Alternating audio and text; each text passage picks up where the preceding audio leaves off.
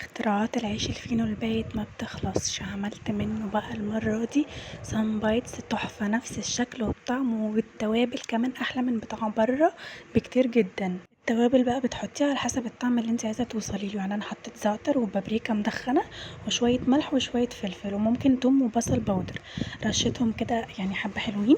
وبعدين بحط عليهم شويه زيت مش كتير، يعني بسيط جدا على حسب الكميه بقى، انت وزني ايه الكميه بتاعتك. وقلبتهم كويس قوي وبعدين دخلتهم على الشوايه على طول، يعني اقل من 10 دقايق.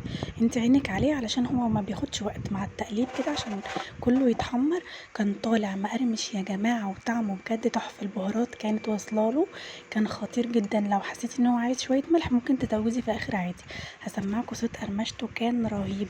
يتعمل بقى في سهره كده، فطار مثلا، عشاء خفيف، لو مزنوقه وجالك ضيوف على فجأة بجد هينصرك جدا، جربوه مش